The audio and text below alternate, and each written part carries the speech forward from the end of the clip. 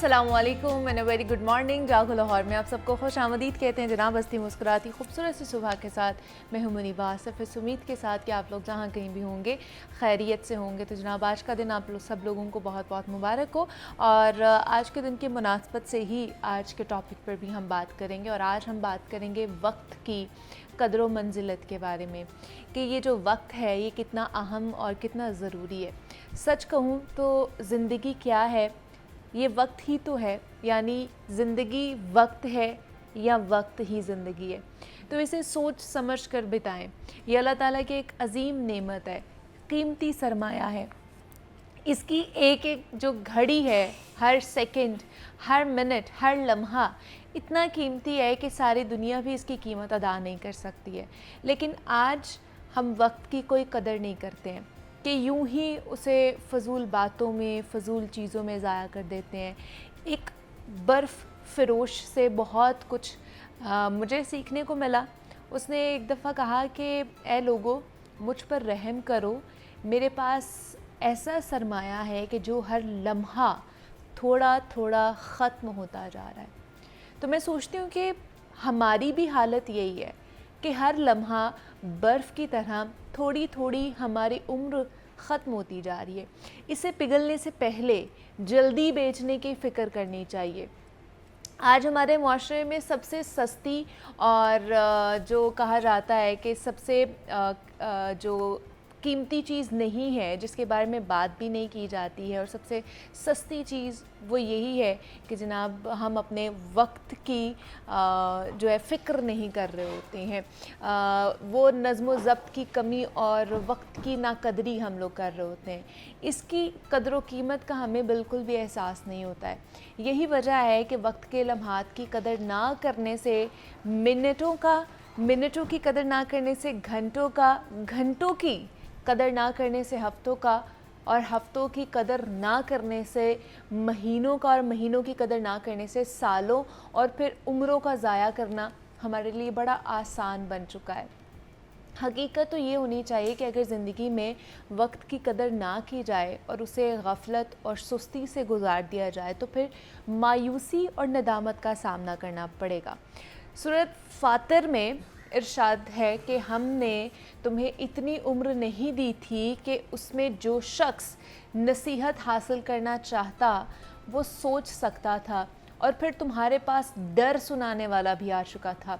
बस अब अजाब का मज़ा चखो, सो जालिमों के लिए कोई मददगार ना होगा। यही वो बुनियादी फ़लसफ़ा भी है कि जिसके बायस इस्लाम में नज़्म व ज़ब्त और वक्त की अहमियत पर बहुत ज़ोर दिया गया है। इसे ज़ाया करने के हर पहलू की हौसला शिकनी की गई है। अल्लाह ताला ने सूरत असर में ज़माने की कसम खाते हुए इरशाद फरमाया कि बेशक इंसान खसारे में है कि वो उम्र अज़ीज़ गवा रहा है। उस पर हजूर पाक सल्लल्लाहु अलैहि वसल्लम ने भी फरमाया कि दो नेमतों के बारे में अक्सर लोग खसारे में रहते हैं, एक सेहत और दूसरा फ़रागत। अल्लाह ताला ने इंसान को जिस्मानी सेहत और फ़रागत के औकात की नेमतों से नवाजा है। तो अक्सर समझते ये हैं कि नेमतें हमेशा रहने वाली हैं और उन्हें कभी ज़वाल नहीं आना, हालांकि ये सिर्फ शैतानी वसवसा होता है। इसीलिए हमें उन तमाम तर अजीम नेमतों की कदर करते हुए उन्हें बेहतर इस्तेमाल में लाना चाहिए। हुज़ूर अकरम सल्लल्लाहु अलैहि वसल्लम ने फरमाया कि क़यामत के दिन बंदा उस वक्त तक अल्लाह की बारगाह में खड़ा रहेगा जब तक कि उसके 4 चीज़ों के बारे में उससे पूछ ना लिया जाए, जिनमें पहली चीज़ वक्त के बारे में है। वक्त के हवाले से सवाल किया जाएगा कि इंसान ने अपनी ज़िंदगी कैसे गुजारी है। और मुझे लगता है कि दुनिया की तमाम चीज़ें ज़ाया हो जाने के बाद भी वापस आ सकती हैं, लेकिन ज़ाया होने वाला वक्त कभी भी लौट कर वापस नहीं आता। और कहने वाले ने क्या सही कहा है कि वक्त सोने से ज़्यादा कीमती है। आज के इस पैगाम के अख्ताम पर ही मैं ये चंद ही जुमले कहना चाहूँगी जो कि एक अरबी शायर के जुमले हैं कि तेरी ज़िंदगी चंद महदूद घड़ियों का नाम है, उनमें से जो घड़ी गुज़र जाती है उतना हिस्सा ज़िंदगी का कम हो जाता है। तो तू वक्त की पूरी देखभाल किया कर कि वक्त की जो एक एक लम्हा भी गुज़र रहा है तो वो समझे कि आपकी ज़िंदगी का वो इतना हिस्सा गुज़र चुका है जो आप دوبارہ واپس لے کر نہیں آ سکتے ہیں. تو وقت کے ساتھ ساتھ آپ کی زندگی بھی ختم ہوتی جا رہی ہے, گزرتی جا رہی ہے, اس کا ایک ایک لمحہ گزرتا جا رہا ہے. تو آپ یہ سوچیں کہ آپ نے اپنی زندگی کس طرح گزارنی ہے اور اس کے ساتھ ساتھ اپنا وقت کس طرح گزارنا ہے, اس کو اچھے طریقے سے بتانا ہے یا اس کو بس ایسے ہی ضائع کر دینا ہے. تو یہ آج کا پیغام تھا اور اس کے حوالے سے ہم نے بات کی ہے. ابھی پروگرام میں آگے بڑھتے ہیں. جناب, ہم روزانہ کی بنیاد پر بات کر رہے ہوتے ہیں کہ کس طرح ہم لوگوں نے صحت مند رہنا ہے, لیکن بہت سی بیماریاں ہیں جو کہ آپ کے منہ سے شروع ہوتی ہیں. آپ بے شک جتنی اچھی ہیلدی ڈائٹ لے رہے ہوں, لیکن اگر آپ اپنی ہائیجین کا خیال نہیں رکھتے اور خاص طور پر اورل ہائیجین کا خیال نہیں رکھتے ہیں تو بہت ساری بیماریوں کا آپ شکار ہو سکتے ہیں. یعنی کہ اگر آپ دانتوں کی صحت کا خیال نہیں رکھتے, ایک تو بیماریاں آپ کو بہت ساری لگ سکتی ہیں, دوسرا آپ کے دانت جلدی گرنا شروع ہو جائیں گے, تو جو کہ کسی کو بھی نہیں پسند ہے کہ آپ بڑھاپے سے پہلے ہی بوڑھے ہونا شروع ہو جائیں یا بوڑھے لگنا شروع ہو جائیں. تو کون کون سی ایسی پرابلمز ہیں جس کی وجہ سے ہماری اورل ہائیجین کمپرومائز ہو رہی ہوتی ہے. دوسرا یہ کہ بہت سے لوگ ہیں کہ گھریلو ٹوٹکے بھی کر رہے ہوتے ہیں دانتوں کو چمکانے کے حوالے سے, یا اگر کہیں پر درد ہو رہی ہے, کسی دانت میں درد ہو رہی ہے, تو اس حوالے سے بھی بہت سارے ٹوٹکے کیے جا رہے ہوتے ہیں. کیا وہ ہمیں کرنے چاہیے یا وہ اس پین کو یا اس کنڈیشن کو مزید ورسن کر سکتے ہیں, اور ڈاکٹر کے پاس ہمیں کب کب جانا چاہیے؟ یہ تمام تر چیزیں ہیں جن کے اوپر ہم نے ڈسکشن کرنی ہے. اس پہ بات کرنے کے لیے ڈاکٹر اسنا مصطفیٰ ہمارے ساتھ اسٹوڈیوز میں موجود ہیں, جو کہ ڈینٹسٹ ہیں. ڈاکٹر اسنا, آپ کو ویلکم کہتے ہیں جاگل ہار میں. کیسی ہیں آپ؟ Thank you so much first of all کہ آپ نے مجھے انوائٹ کیا, اینڈ الحمدللہ میں ٹھیک ہوں. آپ کیسی ہیں؟ میں بھی بالکل ٹھیک ٹھاک ہوں. ڈاکٹر اسنا, سب سے پہلے وہی ہے کہ جیسے میں نے بات کی ہے کہ بہت ساری ڈیزیز ہیں جو کہ آپ کے منہ سے ہی شروع ہوتی ہیں اگر آپ اپنی اورل ہائیجین کا خیال نہیں رکھ رہے ہیں. تو کون کون سے اس میں چیزیں آ جاتی ہیں؟ اچھا, آپ نے بہت اچھی بات کی. جیسے میں آپ کا سن رہی تھی کہ ہم جو کھاتے ہیں اور ہماری جو بیسک جو ڈائٹ ہے وہ ساری سٹارٹ ہم منہ سے کھانا شروع کرتے ہیں, اور وہاں سے باقی بیماریاں بھی پیدا ہو سکتی ہیں. تو دانتوں کا خیال رکھنا اتنا ضروری ہے ہمارے لیے جتنا مطلب اتنا انٹیگرل پارٹ کوئی اور نہیں ہے. ہم اپنی اسکن کا خیال رکھتے ہیں, ہم اپنے کھانے پینے کا دھیان رکھتے ہیں, لیکن oral hygiene is one of the most important things. اس کے علاوہ آپ نے ایک بات کی کہ ہمیں ڈاکٹر کے پاس کب کب جانا چاہیے. تو سب سے پہلی بات یہ ہے کہ ڈینٹل ٹریٹمنٹ, ایک مسکنسیپشن ہے لوگوں میں کہ ڈینٹل ٹریٹمنٹ بہت ایکسپینسو ہے. یہ ایک مسکنسیپشن بھی ہے, لیکن ڈینٹل ٹریٹمنٹ ایکسپینسو ہے, ڈینٹل کیئر ایکسپینسو نہیں. اچھا, تو اگر ہم ڈینٹل کیئر کریں, ٹائملی کریں, تو ضرورت ہی نہیں پڑے گی, ہمیں ایکسپینسو سائڈ پہ جانا ہی نہیں پڑے گا. ایکسپینسو سائڈ پہ ہمیں جانا ہی نہیں پڑے گا. بالکل آپ کی بات بالکل ٹھیک ہے.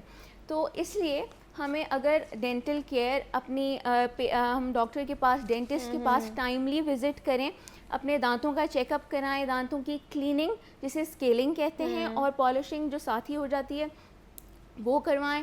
ٹوائس اے ڈے برش کریں, رائٹ ٹائمز پہ برش کریں. تو ہمیں ڈینٹل ٹریٹمنٹ کی ضرورت ہی نہیں پڑے گی. اور ڈاکٹر کو وزٹ تب نہیں کرنا چاہیے جب آپ کو پین یا خدا نخواستہ کوئی پرابلم آئے. اگر ہم پہلے رائٹ ٹائم پہ وزٹ کر لیں, جب ہمارے دانت بالکل ٹھیک ہیں, ہمیں نظر آ رہے ہیں, کیونکہ prevention is better than cure. تو کون کون سے کامن پرابلمز ہیں جس کے ساتھ جو لوگ ہیں وہ کلینک پر آ رہے ہوتے ہیں, جو بہت کامن ہو چکی ہیں لیکن پھر بھی لوگ ڈاکٹر کے پاس نہیں آتے ہیں؟ مطلب کوئی پرابلم ہوتی ہے تب آتے ہیں, اس سے پہلے نہیں پریونٹیو میئرز لیتے ہیں. بالکل. Being a private dental practitioner, میں جس ایریا میں پریکٹس کری ہوں, ماشاء اللہ اٹس ویری پاش, اور وہاں پہ بہت ایجوکیٹڈ لوگ آتے ہیں.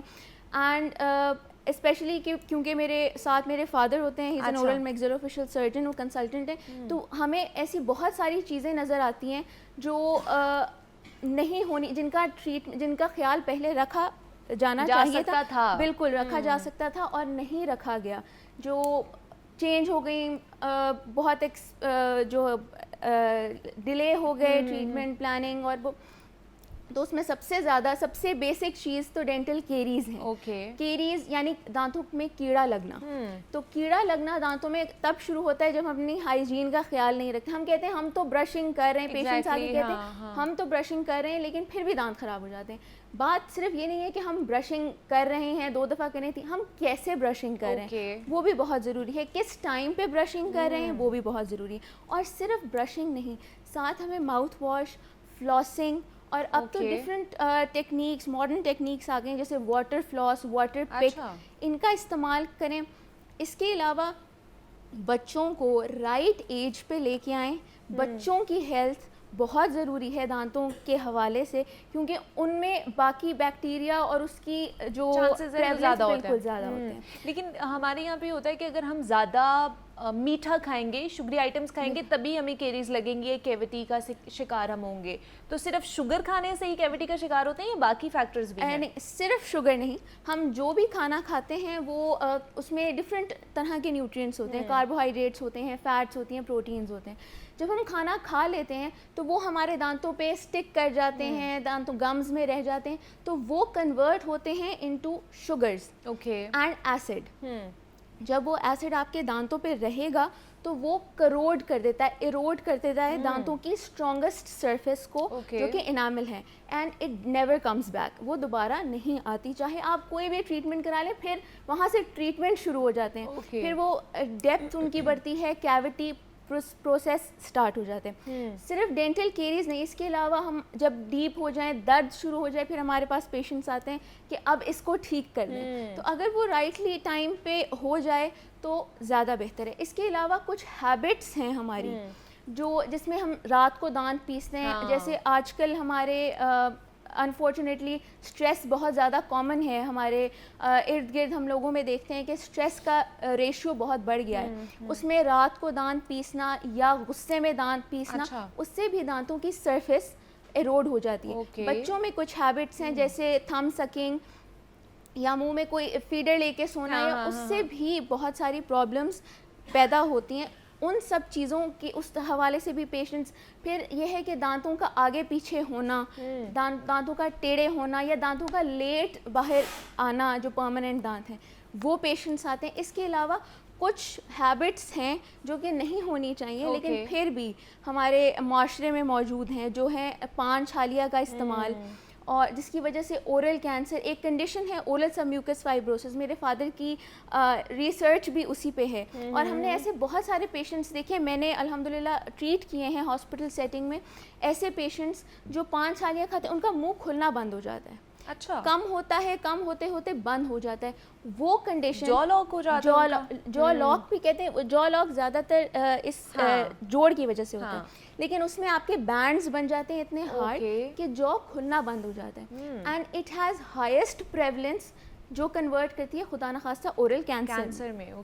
اس لیے ایسی چیزوں سے ہمیں اوائڈ کرنا چاہیے اس طرح کی. لیکن ہم نہیں کرتے ہیں نا. آپ دیکھیں ڈاکٹر اسنا کے سگریٹ کے پیک کے اوپر بھی وہ عجیب و غریب شکل بنی ہوئی ہوتی ہے, کینسر کی تصویر بنی, اور وہ کینسر کی تصویر بنی, اور اوپر لکھا بھی ہوا ہے کہ مضر صحت ہے, لیکن پھر بھی لوگ پی رہے ہوتے ہیں, اس کا انٹیک کر رہے ہوتے ہیں. یہ لیک آف اویئرنیس ہے جو ہمارے ملک میں انفارچونیٹلی بہت زیادہ ہے.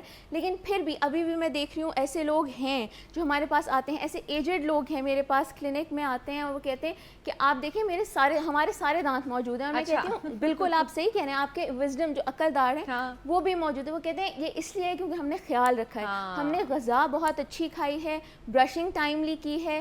آپ نے جیسے بات کی پہلے انٹرو میں کہ ٹوٹکے ہم استعمال کرتے ہیں, ٹوٹکے کسی حد تک بالکل فائدہ مند ہوتے ہیں, لیکن بہت زیادہ میٹھے سوڈے کا استعمال یا پھٹکری لوگ لیتے ہیں, اس کا بہت زیادہ استعمال مضر ہو سکتا ہے. لیکن اگر آپ جیسے اس کو نارمل یوز کریں, ہفتے میں ایک دفعہ استعمال کر لیں, تو وہ بھی کوئی بھی چیز جو آپ کے دانتوں کو صاف کرتی ہے, ہیلدی رکھتی ہے, وہ آپ کے لیے آپ کو کرنی چاہیے. لیکن کیا یہ ہیلدی رکھتی ہیں جیسے میٹھے سوڈے کا استعمال کر رہے ہوتے ہیں, پھٹکری کا استعمال؟ ہفتے میں ایک دفعہ یا 2 ہفتے میں ایک دفعہ آپ کر سکتے ہیں. اس کے علاوہ جو سب سے ہیلپ فل ایک دیسی ٹوٹکا ہے جو ہم پیشنٹس کو کہتے ہیں, ماؤتھ واش اکثر لوگ افورڈ نہیں کر سکتے, تو نیم گرم پانی میں اگر نمک ڈال کے منہ میں رکھیں گے تو آپ کے گمز کی سویلنگ اور وہ خود ہی ٹھیک ہو جائے, کیونکہ وہ انفیکٹ ہو جائیں گے نا. بالکل, انفلیمیشن یا سویلنگ جو ہے اس کو وہ کم کر دیتا ہے. تو یہ تو سب سے ایزی, سب سے ریڈیلی اویلیبل ایک چیز ہے ہمارے پاس,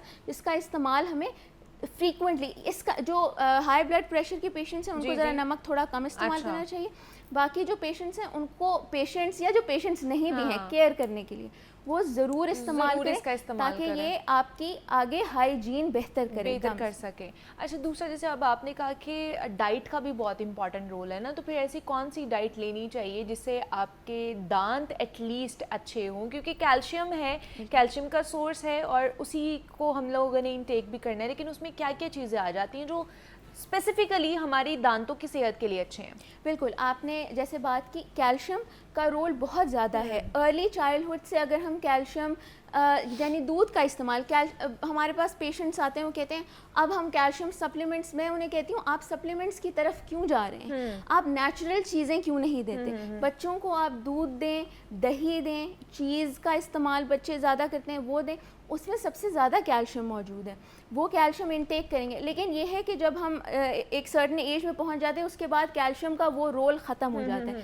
پھر یہ ہم فلورائڈ ٹوتھ پیسٹ ہیں ان کا استعمال کریں. پاکستان میں پانی میں فلورائڈ کا کانٹینٹ اس طرح سے کیلکولیٹ ہو کے یا گیج ہو کے نہیں آتا, لیکن پھر بھی پانی میں دودھ میں موجود ہے فلورائڈ بھی کیلشیم بھی, یہ دونوں ہمارے دانتوں کے لیے بہت زیادہ ضروری ہیں. تو ان کا برشنگ پراپر ٹوتھ پیسٹ سے, بچوں کی بھی بڑوں کی بھی. ڈائٹ جیسے آپ نے بات کی تو بچوں کے لیے دانتوں کی ایکسرسائز ہو تو ہم ہارڈ ڈائٹ دیں. بچوں کو جیسے ہم کاٹ کے چھوٹے چھوٹے ایپل کے پیسز یا کیوکمبر کے پیسز دے دیتے, نہیں, ان کو بائٹ کرائیں تاکہ وہ بائٹ کریں, اس سے دانت نہیں ٹوٹیں گے. لوگ کہتے ہیں دانت کمزور ہو جائیں گے, دانت کمزور نہیں ہوتے, دانت مضبوط ہوتے ہیں. جب آپ کے دانتوں کے جو مسکولیچر ہے جب اس کو ایکزرٹ کرنا پڑے گا تبھی. مطلب پہلے کے زمانے میں اسی لیے لوگوں کے گنے وہ لوگ کھایا کرتے تھے, سٹے کھایا کرتے تھے, اس طرح کی چیزیں, کچی وہ سبزیاں کھایا کرتے تھے. بالکل, اور ہمارے یہاں پہ ہم تھوڑی سی بائٹ لے لیں اور ہمارے دانت میں درد شروع ہو جاتا ہے. بالکل, اس کو روکنے کا بھی طریقہ یہ کہ ہم ڈائٹ دیکھیں, ڈائٹ آپ ہر ڈائٹ لیں, ہر کھانا کھائیں, لیکن دانتوں کو صاف رکھیں. میٹ بھی لیتے ہیں, لوگ کہتے ہیں میٹ دانتوں میں پھنس جاتے ہیں. دانتوں میں نیچرل اسپیسز ہوتی ہیں, ان میں کھانا پھنسنا از ویری مچ کامن. کھانا پھنس سکتا ہے, کوئی مسئلہ نہیں, لیکن کھانے کو جو پھنسے اس کو نکال دیں, کیونکہ اگر وہ وہاں رہے گا تو گم ڈیزیزز, جس کو ہم پیریوڈونٹل پرابلمز بھی کہتے ہیں, تھوڑا سا ٹیکنیکل ٹرم ہے,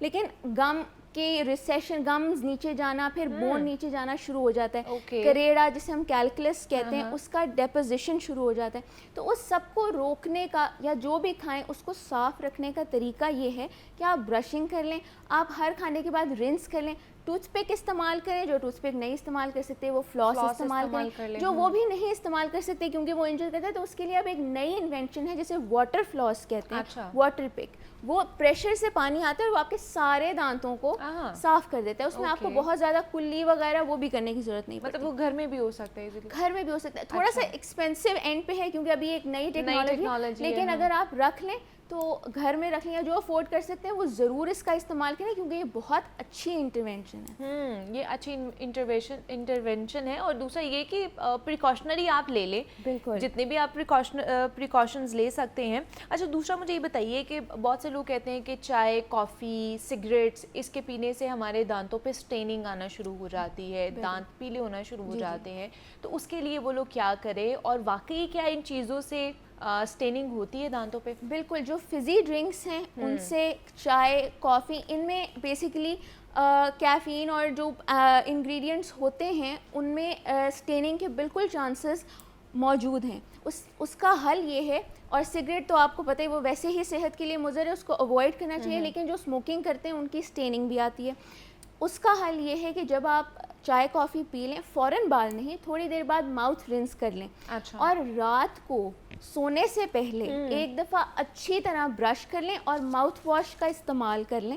تو اسٹیننگ خود ہی وہ واش آف ہو جاتے ہیں اسٹینز. وہ پرماننٹ تب ہوتے ہیں جب آپ وہ لگے رہیں گے دانتوں کی سرفیس پہ اور ہم اس کو کلین نہیں کریں گے, ہم صاف نہیں کریں گے, ہم ایسے ہی سو جائیں گے, تو پھر وہ یلوئنگ اور دانتوں میں براؤن اسپاٹس اور وہ آتے ہیں. لیکن اس کو اگر ایک دفعہ آ گئے ہیں تو اس کو بھی روکنے کے لیے ہمارے پاس جو پروسیجرز ہیں وہ ڈینٹل کلینکس میں ہوتے ہیں. وہ ہے اسکیلنگ. اسکیلنگ ہے مشین سے دانتوں کی صفائی, اس کے بعد پالشنگ تاکہ دانتوں کی سرفیس اسموتھ اور گلسننگ ہو جائے. تو اسکیلنگ کرانا 1 سال میں ہر بندے کے لیے مینڈیٹری ہے. باقی جو جن کو بہت زیادہ جو جیسے اسموکنگ کرتے ہیں یا چائے کافی کا بہت انٹیک ہے, کرتے ہیں, بہت کرونک ڈرنک کرتے ہیں, تو وہ لوگ سال میں ایک دفعہ یا 6 مہینے میں ایک دفعہ چیک اپ کرا لیں. اچھا. اسکیلنگ اتنی ایکسپینسو نہیں ہے جتنی بعد میں دانتوں کا نکالنا, دانتوں کی وہ ریسٹوریشن اور وہ سب ایکسپینسو. تو اگر ہم یہ کیئر والے یا لائف اسٹائل ماڈیفائی کر لیں کہ ہم برشنگ کریں گے صبح بھی, رات کو سونے سے پہلے, اور منچنگ نہیں کریں گے جیسے آج کل ہم لیٹ سوتے ہیں, سوشل میڈیا یوز کرتے رہتے ہیں, یا ویسے ہی ہماری ہیبٹس اس طرح کی لائف اسٹائل چینج ہو گیا کہ رات دیر تک جاگنا ہے اور منچنگ کرنی ہے, تو پھر جب ہم ویسے ہی سو جائیں گے تو پھر تو کوئی فائدہ نہیں, ہمارے دانت خراب ہی ہوں گے. اچھا, یہ جو اب پالشنگ آپ کہہ رہی ہے, بہت سے لوگ کہتے ہیں کہ ہم ایون دو کہ جب اسکیلنگ بھی کراتے ہیں تو ہماری سینسٹیوٹی بڑھ جاتی ہے, اور پالشنگ اٹ سیلف ایک ایسڈ ہے جو آپ کے دانتوں کی سرفیس کو لائٹن اپ کر رہا ہے, تو وہ اس کی وجہ سے بھی سینسٹیوٹی ہو جاتی ہے, تو پھر کیا کریں اگر ہو جاتی ہے؟ بالکل, یہ آپ جو بات کریں یہ بہت کامن متھ ہے. اسکیلنگ سے سینسٹیوٹی یا اسکیلنگ سے دانت کمزور نہیں ہوتے. فار دا ٹائم بینگ جب ہم دانتوں کے سرفیس کے اراؤنڈ سے اور گمز میں جو کریڑا اور جو وہاں پہ ڈپازٹس ہوتے ہیں ان کو جب نکالتے ہیں تو وہ فار دا ٹائم بینگ ہفتے تک, میکسیمم ہفتہ تک تھوڑے سے دانت سینسیٹیو رہتے ہیں. وہ میں پیشنٹس کو, اپنے پیشنٹس کو تو بتا دیتی ہوں کہ آپ کو اتنا ٹائم بہت ٹھنڈا اور بہت گرم ذرا اوائڈ کریں, کیونکہ ابھی آپ کے گمز نے ریپیئر ہونا ہے. لیکن یہ اتنا ضروری ہے کہ وہ جب صاف ہوگا تو ہی آپ کے گمز واپس ہیلدی ہو سکیں گے, ادروائز وہ وہاں پہ ڈپازٹس ہوتے رہیں گے, گمز بھی نیچے جائیں گے, گمز کے ساتھ ساتھ وہ ہڈی جس میں دانت موجود ہے وہ بھی نیچے جائیں گے, اور ایک ٹائم آئے گا جب وہ ہلنا شروع ہو جائیں گے اور باہر آ جائیں گے. اور پالشنگ جیسے آپ کہیں گے, پالشنگ پیسٹ اس کو ہم کہتے ہیں پروفی پیسٹ. اس میں جیسے ٹوتھ پیسٹ ہوتی ہے ابریسو مٹیریل, ٹوتھ پیسٹ میں ذرا کم ہوتا ہے کیونکہ ہم نے روز کرنی ہوتی ہے, لیکن جو ہماری پالشنگ پیسٹ ہے اس میں ابریسو مٹیریل ہوتا ہے. جیسے آپ کسی بھی چیز پہ رگڑیں تو وہ اسموتھ ہو جاتی ہے نا, جیسے ریگ مال کرتے ہیں وہ اسموتھ ہو جاتی ہے, یہ تقریباً ویسے ہی ہے. اچھا, کہ وہ ہم سرفیس پہ رف وہ اس سے ہم پالش کرتے ہیں تو وہ گلسننگ اسموتھ ہو جاتی ہے. اس سے ایسڈ کا کوئی, اور بالکل دانت ویک نہیں, دانت اسٹرانگ. بہت فریکوینٹ جیسے ہر مہینے اگر آپ پیشنٹس آ جائیں کہ اسکیلنگ کرتے ہیں, وہ ہم پیشنٹس کو خود ہی بتا دیتے ہیں کہ وہ نہیں ہے, کہ وہ نہیں کریں. 3 months جن کا بہت زیادہ ڈپازٹس آتے ہیں 3 months to 6 months میں وزٹ کر لیں. اگر ضرورت ہوگی تو پھر ڈینٹسٹ آپ کروا سکتے ہیں, ورنہ نہیں ضرورت ہی نہیں ہے. اچھا, تو کیا یہ پالشنگ جب کراتے ہیں کیا اس کے بعد اگر خیال نہیں رکھا جاتا تو کیا زیادہ اسٹیننگ بھی ہو سکتی ہے؟ بالکل, دیکھیں پالشنگ آپ کی اسٹیننگ ویسی ہی ہوگی جیسے پہلے ہو رہی ہے, لیکن ایک ہر جو بندہ آتا ہے کلینک میں انٹر ہوتا ہے اس کے دماغ میں یہ ہوتا ہے کہ اچھا اب میں نے کرا لیا, اب تو نہیں ہونی چاہیے, اب تو کچھ بھی نہیں ہوگا, میں جو مرضی کر لوں. بالکل ایسے ہی ہے, لیکن ایسے نہیں ہوتا. آپ خیال رکھیں گے تو ڈیفینیٹلی دوبارہ نہیں آئیں گے, یا پرولونگ ہو جائیں گے ان کا آنا, جیسے میں نے بتایا نا سال میں ایک دفعہ کریں. لیکن اگر ان کا خیال نہیں رکھیں گے دانتوں کا, اور ویسے ہی ہم سارا کچھ انٹیک کرتے رہیں گے, کوئی رنزز, کوئی ماؤتھ واش, فلاسنگ وغیرہ, برشنگ نہیں کریں گے, تو پھر ڈیفینیٹلی آنے کے زیادہ نہیں آئیں گے, لیکن جیسے پہلے آتے تھے ویسے تو آ سکتے ہیں اگر خیال نہیں رکھا جائے گا. اسی طرح آپ نکوٹین کا استعمال کر رہے ہیں, چائے کافی کا استعمال کر رہے ہیں, تو اس سے یہ ہو سکتا ہے. اچھا, دوسرا برش اور ٹوتھ پیسٹ, کیا اس کو ریگولرلی چینج کرنا چاہیے ہمیں؟ کتنے عرصے بعد چینج کرتے رہنا چاہیے؟ بالکل, آپ کی یہ بات بہت امپورٹنٹ ہے. میرے پاس اسپیشلی پیشنٹس آتے ہیں, کہتے ہیں آپ ٹوتھ پیسٹ کا برانڈ بتائیں, ہم تو بہت مہنگی ٹوتھ پیسٹ یوز کرتے ہیں. میں ان کو یہی کہتی ہوں, دیکھیں ٹوتھ پیسٹ آپ کوئی بھی یوز کریں گے اس کا کام وہی ہے کہ وہ آپ کے برش پہ لگے گی اور آپ کے دانتوں کو صاف کر دے گی. اور ٹیکنیک میٹر کرتی ہے کہ آپ اپنے گمز کو, دانتوں کی ہر سرفیس کو, اور جہاں تک دانت فیل ہوتی ہے, کیونکہ ہم اوپر یا پیچھے دیکھ نہیں سکتے, جہاں تک دانت فیل ہوتے ہیں وہاں تک, اپنی لپ لائن کے نیچے کیونکہ وہاں بھی دانت موجود ہیں, اور یہاں چن والی اسکن کے نیچے بالکل وہاں بھی دانت موجود ہے, اور ٹنگ والی سائڈ پہ, اوپر پیلٹ والی سائڈ پہ بھی دانت ہی ہیں. ان کو آپ برش کریں گے پراپر تو وہ آپ کی دانت بالکل صاف رہیں گے. اور جیسے آپ نے بتایا پیسٹ, جب آپ کے پاس ایک میڈیم سائز پیسٹ لیں اور جب وہ ختم ہو جائے تو آپ نے کوئی اور برانڈ لے لیں, brand doesn't matter, technique of brushing matter. اور برش آپ کو 6 months to 1 year maximum, 1 year بھی اگر آپ بہت اچھے طریقے سے یوز کر رہے ہیں تو جب اس کے برسلز ایسے ہو جاتے ہیں عجیب, تو پھر تو وہ تو اینڈ ہے, وہ آپ نے تب چینج کر دیں. لیکن 6 months should be the right time کہ آپ اس کو اپنے برش کو جو ہے وہ چینج کر لیں. اور 6 months اور اتنا ہارڈ بھی نہیں ہے. بہت سے لوگ ہیں بہت سافٹ کرتے ہیں اور بہت سے لوگ ہیں جو بہت ہارڈ برش یوز کر رہے ہوتے ہیں. بالکل. میرے پاس پیشنٹس آتے ہیں وہ کہتے ہیں کہ ہمارے نا بلیڈنگ گمس ہو رہے تھے تو ہم نے سافٹ برش لے لیا. میں ان کو یہ کہتی ہوں بلیڈنگ گمس کا حل اسکیلنگ اور پالشنگ ہے. بلیڈنگ گمس کا حل سافٹ برش نہیں. وہ بلیڈنگ ہوگی, دانتوں کے گمس کے بیچ میں سے ریشہ باہر آئے گا تو ہی آپ کے دانت اور گمس. بہت سے لوگوں کو فریکوینٹلی بلیڈنگ ہوتی ہے روزانہ, جب وہ صبح اٹھتے ہیں اور جب وہ دانت برش کر رہے ہوتے ہیں تو ان کو بلیڈنگ ہو رہی ہوتی ہے. بالکل, یہ تبھی ہوتی ہے جب ہم کیئر نہیں کرتے, ہم پراپر برشنگ نہیں کرتے. تو ایک دفعہ اسکیلنگ کرا لیں. میں اپنے پیشنٹس کو فالو اپ بھی رکھتی ہوں کہ آپ مجھے بتائیں, اور وہ کہتے ہیں آ کے کہ ڈاکٹر صاحب آپ ٹھیک کہہ رہی تھیں کہ 3 مہینے بعد 4 مہینے بعد, نہیں ہماری ویسے نہیں ہو رہی تو 6 months بعد تو ویسے ہی آپ کا چیک اپ ہونا چاہیے. ٹھیک ہے. اچھا, دوسرا بہت سے لوگ ہیں گھر میں بغیر کسی ڈاکٹر کو چیک کرائے پرسکرپشن کے جو سینسٹیوٹی والی ٹوتھ پیسٹ ہوتے ہیں وہ یوز کر رہے ہوتے ہیں. کیا وہ خود سے یوز کرنے چلیے اگر آپ کو سینسٹیوٹی نہیں ہے تو؟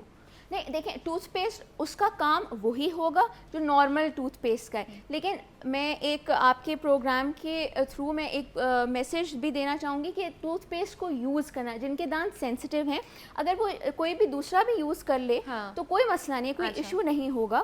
لیکن کوئی مضر نہیں ہے, مطلب استعمال کر سکتے ہیں. لیکن اگر اس کا بہتر طریقہ استعمال کرنے کا پتہ ہو تو وہ زیادہ بہتر ہے. اس کا طریقہ یہ ہے کہ آپ ٹوتھ پیسٹ کو لگا لیں صاف انگلی سے سارے دانتوں پہ, ساری سرفیسز پہ, اور پھر بائی دا کلاک ویٹ کریں 3 منٹ تاکہ وہ اپنا ایکشن کر لیں. تو وہ 3 منٹ 1.5 منٹ سے 3 منٹ کا انتظار کریں تاکہ وہ اپنا ایکشن کر لیں, اور پھر اس کے بعد اس کے اوپر برش کر لیں. تو آپ کے دانت بالکل صحیح اور سینسٹیوٹی کم ہونا شروع ہو جائے گی. اور دانتوں کو برش بھی دن میں 2 دفعہ کریں, اور ہر دفعہ 2 منٹ سے 3 منٹ دیں.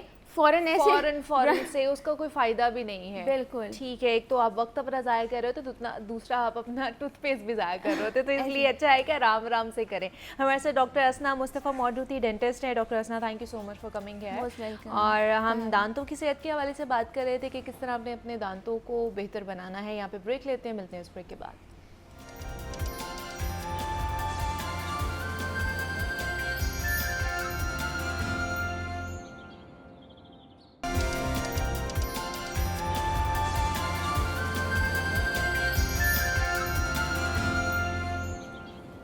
Welcome back to Jaago Lahore. اور جناب آپ کچھ بات کر لیتے ہیں ہڑتال کے حوالے سے, کیونکہ اسٹرائک کال کی گئی. کل بھی ہم نے دیکھا کہ بہت سے لوگ, خاص طور پر جو LPG کے حوالے سے لوگ تھے جن کی دکانوں کو بین کیا گیا ہے, ان لوگوں نے اسٹرائک کال کی, ان لوگوں نے احتجاج بھی کیا کل پریس کلب کے باہر.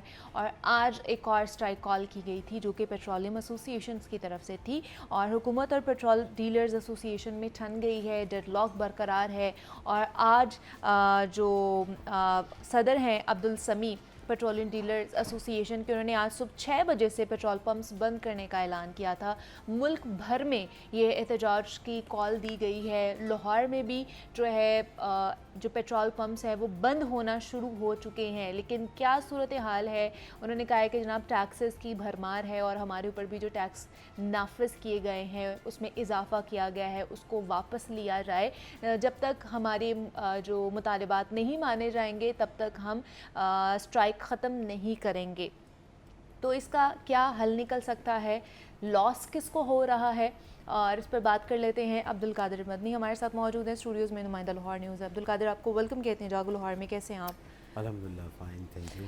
باہر کی کیا صورتحال ہے مدنی صاحب؟ پیٹرول پمپ کھلے ہوئے ہیں, پیٹرول مل رہا ہے لوگوں کو, یا بند کر دیے گئے ہیں صبح 6 بجے سے؟ کیونکہ عبدالسمی جو صدر ہیں انہوں نے تو کہا ہے کہ صبح 6 بجے سے پیٹرول پمپ بند کر دیں. اچھا, اس وقت کی صورتحال یہ ہے لاہور کی کہ بیشتر علاقوں میں یعنی کہ 90% جو ہے پیٹرول پمپس جو ہیں وہ کھلے ہوئے ہیں. اچھا, کھلے ہوئے ہیں. اور اس کی بڑی وجہ یہ ہے کہ جو رات گئے اسی جو ہے وہ ایسوسیشن کی جانب سے جو ہے وہ ایک سرکولر یا ایک جو ہے وہ اطلاع دی گئی کہ پنڈی اور اسلام آباد میں ہڑتال نہیں ہوگی. پنڈی اور اسلام آباد میں ہڑتال نہیں ہوگی. اور اس کی وجہ یہ بتائی گئی کہ پنجاب کے پاکستان پیٹرولیم ڈیلر ایسوسی ایشن پنجاب کے نائب صدر ہیں جو پنڈی اور اسلام آباد کے رہنے والے تھے, جڑواں شہروں کے, تو ان کا انتقال ہو گیا جس وجہ سے وہاں پر جو ہڑتال کے معاملات تھے اسے مؤخر کیا گیا. اب وہ یہ اطلاعات اس طرح کی تھیں کہ پیٹرول پمپ مالکان جو ہیں وہ اس میں کنفیوژن کا شکار ہوئے اور پیٹرول پمپ جو ہیں وہ اس طرح بند نہیں ہو سکے جس طرح کے جو ہے وہ ایسوسیشن توقع کر رہی تھی. اس وقت جو باہر کی صورتحال پر بات کی جائے کہ پیٹرول جو ہے وہ شہریوں کو مل رہا ہے، کیونکہ رات کو جیسے ہی مذاکرات جو ہے وہ حکومت کے ساتھ ڈیڈ لاک برقرار رہا اور چیئرمین عبدالسمیع خان کی جانب سے یہ آگاہ کر دیا اور واضح کر دیا کہ ملک بھر کے تمام پیٹرول پمپس جو ہیں وہ بند ہوں گے اور صبح 6 بجے سے یہ جو ہڑتال ہے اس کا جو ہے وہ شروع کر دی جائے گی اور غیر معینہ مدت کے لیے. وہ یہ بھی کہا گیا تھا کہ یہ 1 دن کی ہوگی، 2 دن کی ہوگی، اب اسے کچھ نہیں پتہ. تو رات کو جو ہے وہ خاصا جو ہے وہ پیٹرول پمپس پہ رش بھی دیکھنے کو ملا کہ لوگوں کی جانب سے، کیونکہ لوگوں کو تو یہ تھا صبح نہیں پیٹرول ملے گا. بالکل ایسا ہی ہے، کیونکہ ماضی میں بھی ایسا ہی ہوتا رہا ہے کہ جب پیٹرولیم ڈیلرز کی کال پر ہڑتال ہوتی رہی ہے تو وہ بڑی کامیاب ہڑتال ہوتی رہی ہے کہ شہر کے تمام پیٹرول پمپس جو ہیں وہ بند ہو جاتے تھے. صرف ان جو ایسوسیشن اس کی جانب سے SOPs بنائے گئے تھے کہ ایمبولینسز کو جو ہے وہ پیٹرول فراہم کیا جائے گا یا جو ایمرجنسی سروسز کی گاڑیاں ہیں ان کو جو ہے وہ پیٹرول لازمی فراہم کیا جائے گا.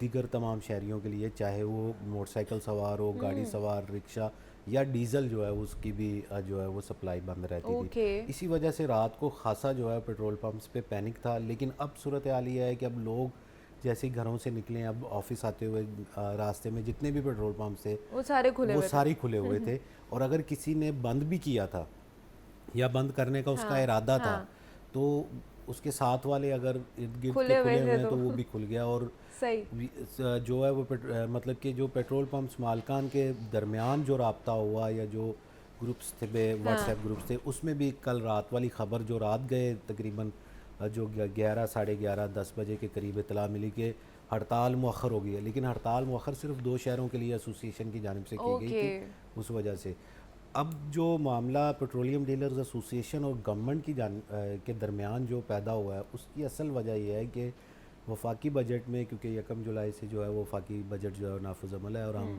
نئے مالی سال کا جو ہے وہ آغاز کر چکے ہیں. تو جو وفاقی بجٹ تھا اس میں گورنمنٹ کی جانب سے جو ہے وہ ایڈوانس ٹیکس جو ہے وہ لاگو کیا گیا جو کہ 0.5% ہے. ٹھیک ہے، یہ ایڈوانس ٹیکس ہے کیا؟ یہ ایڈوانس ٹیکس یہ ہوتا ہے کہ آپ نے کوئی بھی پروڈکٹ خریدی ہے، وہ ٹرن اوور ٹیکس ہوتا ہے کہ آپ نے کوئی بھی پروڈکٹ خریدی ہے، آپ اس پہ ٹیکس گورنمنٹ کو اس وقت دیتے ہیں جب وہ پروڈکٹ بک جاتی ہے. اچھا. لیکن ایڈوانس ٹیکس وہ ہوتا ہے کہ جب آپ چیز خریدتے ہیں تو اس پہ ہی ٹیکس دے دیتے ہیں کہ میں اس کو بیچ کے وہ ٹیکس جو ہے وہ لے لوں گا. اوکے. اب طرح طرح کے ٹیکسیز ہیں، چاہے اس کو ایڈوانس ٹیکس کہہ دیں، اس کو ٹرن اوور ٹیکس کہہ دیں، اس کو اضافی ٹیکس کہہ دیں، یا اس کو اب بجلی کا بل دیکھیں گے تو اس میں تو ٹیکسوں کی جو نام ہے وہ اتنے عجیب و غریب ہے کہ سمجھ نہیں آتے کون کون سے ٹیکس ہیں. مطلب کہ ایک ہے کہ فردر ٹیکس، اچھا، ادر ٹیکس. اب فردر اور ادر میں میرے خیال میں صرف جو ہے نام چینج ہے، بس صرف جو ہے جملوں کا فرق ہے.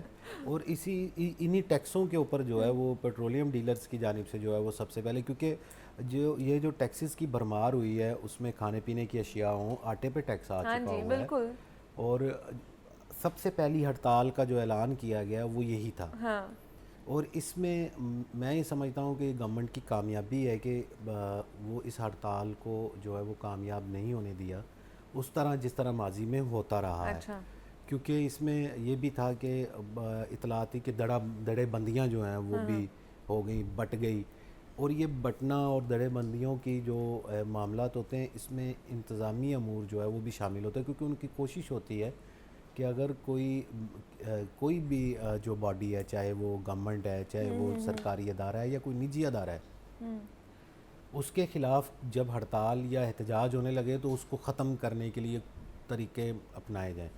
تو اس میں یہ ہوا کہ وہ ایک تو کل رات والا جو ایک عہدیدار جو ہے وہ فوت ہو گیا، کیونکہ نائب صدر پنجاب کا تھا، تو اس کی وجہ سے تھوڑا سا ہو گیا. اسلام آباد اور پنڈی کی جب یہ ایسوسیشن کی جانب سے اپنے پیٹرول پمپس مالکان کو کہا کہ ہڑتال مؤخر ہو گئی ہے ان 2 شہروں میں اس وجہ سے، تو اس کو پھر وہ جو ہے وہ چلتے چلتے جو ہے وہ سب جگہ پہنچ گئی، ہڑتال مؤخر ہو گئی، یہاں تک ہی رہ گئی. یہ نہیں تھا. لیکن پنجاب کے بیشتر شہر جو ہیں وہاں پہ تو پیٹرول پمپ کے اوپر جو ہے مکمل طور پہ ہڑتال نہیں ہو سکی.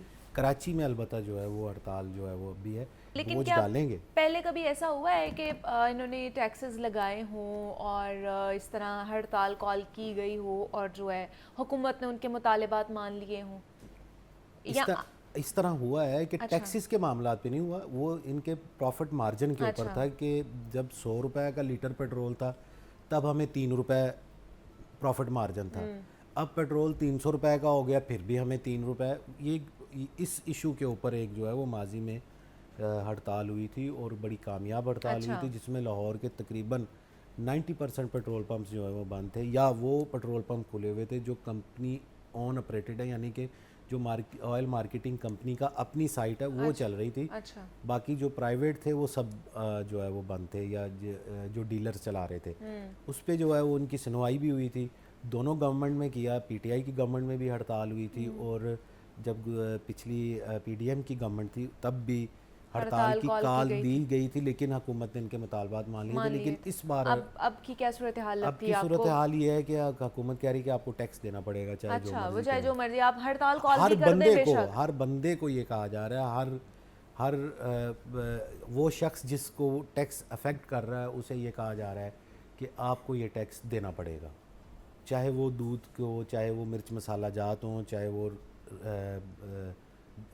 آٹا ہو, چینی ہو, کچھ بھی ہو, گھر پہ کوئی بھی آپ چیز لے کر آ رہے ہیں, گروسری لے کر آ رہے ہیں, وہ ٹیکس آپ کو دینا پڑے گا, ہر صورت دینا پڑے گا, چاہے آپ خوشی سے دیں, چاہے آپ رو کے دیں, چاہے آپ جو ہے وہ کہتے ہیں نا کہ پٹ کے دیں, کرلا کے دیں, بس آپ نے دینا ضرور ہے ٹیکس, جو مرضی ہو جائے. اس کے سوا کوئی چارہ نہیں ہے کہ ٹیکس آپ کو دینا پڑے گا, اور حکومت کے اپنے اخراجات جو ہیں وہ کم نہیں ہوں گے, وہ کسی صورت بھی کم نہیں ہوں گے. نئے گھر جو ہیں وہ بنتے رہیں گے, نئی گاڑیاں جو ہیں وہ آتی رہیں گی, اور ٹی اے ڈی ایس جو ہیں وہ اسی طرح ملتے رہیں گے. ایک افسر شاہی کا قافلہ جو ایک افسر نکلے گا اس کے آگے پیچھے بچوں کے معاملات جو ہیں وہ چلتے رہیں گے. مشکل فیصلے صرف میرے لیے ہیں, آپ کے لیے ہیں, اور جو سڑکوں پہ نظر آنے والی عوام ہے صرف ان کے لیے, اس کے لیے. اور آج کل مجھے لگتا ہے ویسے بھی احتجاج کا وہ آیا ہوا ہے, سیزن آیا ہوا ہے. کل بھی احتجاج کیا ایل پی جی والوں نے, جن کو بین کیا گیا ہے. وہ تو چلے ایک اللیگل سیل اگر کر رہے ہیں تو آپ کو بین کر دینا چاہیے, لیکن انہوں نے بھی احتجاج کیا. لیکن منیبا یہ بھی تو دیکھیں نا کہ اب لاہور کی تقریباً بہت سی نئی ہاؤسنگ سوسائٹیز ایسی ہے جہاں پہ گیس نہیں ہے. ہاں جی, ٹرو. اب وہاں تو گھروں میں بھی نہیں آتا عبدالقادر, ہمارے گھروں میں بھی نہیں آتا. وہاں پہ بھی ٹائمنگ ہے نا کہ اتنے بجے آئے گی, آنی ہے اور اس کے بعد آنی نہیں ہے, اور پریشر بھی نہیں ہے کہ آپ صرف اس کو دیکھ سکتے ہیں, اس پہ کچھ پکا نہیں سکتے. اب اللیگل ایکٹیویٹیز کو روکنے کے لیے آپ نے 2 کروڑ عوام کا جو ہے وہ آپ نے اس کو پریشان کر دیا. کوئی ایک گھر 80% گھر جو ہیں, چاہے وہاں پہ سوئی گیس کا کنیکشن ہے یا نہیں ہے, وہاں پہ LPG سلنڈر پڑا ہوا ہے, کیونکہ بچوں کو رات کو دودھ چاہیے, لوگوں نے رکھا ہوا ہے. اب ان لوگوں کو وہ گیس کہاں سے ملے گی؟ حکومت نے اس کا کوئی متبادل دیکھا ہے؟ پھر وہی بات ہے کہ گورنمنٹ نے, پنجاب گورنمنٹ نے, سی ایم صاحبہ نے یہ کہا ہے کہ جو یہ کام کر رہے ہیں ان کی روک تھام کی جائے. افسر شاہی نے جو بہتر کام کر رہے ہیں, جو لائسنس کے ساتھ کام کر رہے ہیں, ان کو بھی اسی کیٹیگری میں لا دیا. انہوں نے کہا ہے کہ بس ٹھیک ہے جی, یہ کام نہیں ہوگا.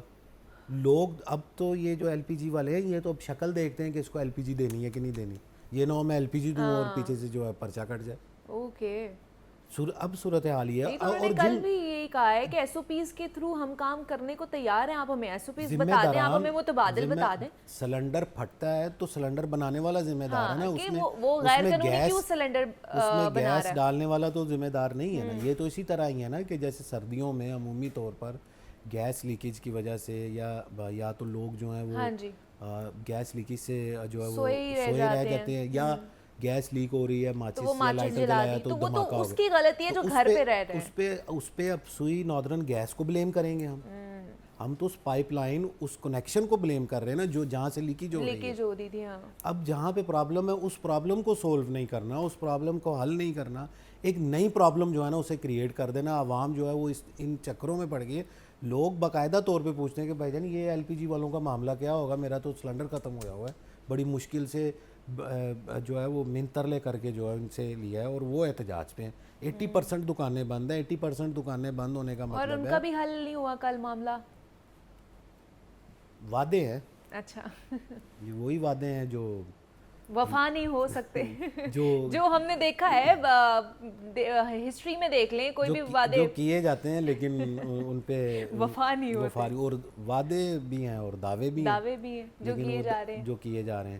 اب دیکھیں ایل پی جی پہ ہماری جو چھوٹی ٹرانسپورٹ ہے اچھا جس میں رکشے آ جاتے ہیں، ہاں جس میں یہ مختلف گاڑیاں آ جاتی ہیں وہ بھی ایل پی جی پہ ہی اب آج کل چل رہی ہیں کیونکہ سی این جی کٹس والے جو ہے وہ ایل پی جی پہ جو ہے منتقل ہو چکے ہیں.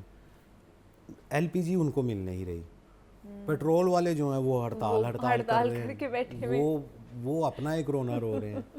عوام جو ہے اس کو سمجھ نہیں آ رہی کہ عوام بھی بیچاری اپنا رونا رو رہی ہے کہ بجلی کے بل کہاں سے دیں، گیس کے بل کہاں سے دیں، بجلی بھی مہنگی ہو گئی ہے. کرنا کیا ہے عوام کو یہ سمجھ نہیں آ رہی. لیکن میرا یہی ماننا ہے کہ دیکھیں اب جیسے ایل پی جی کے معاملے کو آپ نے ہائی لائٹ کیا ہے تو یہ بڑا سیریس ایشو ہے. ہاں جی بے شک. اس پہ گورنمنٹ نے بالکل نہیں کہا کہ ایل پی جی کی تمام دکانیں بند کر دیں، بالکل بھی ایسا نہیں کہا کہ جو اللیگل کام کر جو غیر معیاری سلنڈر کر رہے ہیں، جو اللیگل کام ہے، جو ان دھماکوں اور ان حادثات کی وجہ بن رہی ہے اس وجہ پہ اوپر کنٹرول کریں.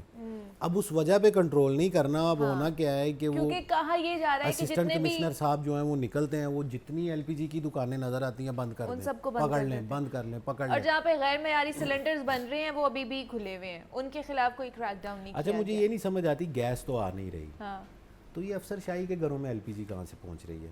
بس مجھے لینے میں پرابلم ہے. بس دیکھ لیں وہ میرا خیال پکڑ دکڑ میں پھر یہ بھی کام چل رہا ہے. وہ کہتے ہیں ایک سلنڈر ہمیں دے دیں، ہم اپنا کام پورا کر لیتے ہیں. کچھ بھی ہو سکتا ہے، ہم کیا کہہ سکتے ہیں جناب.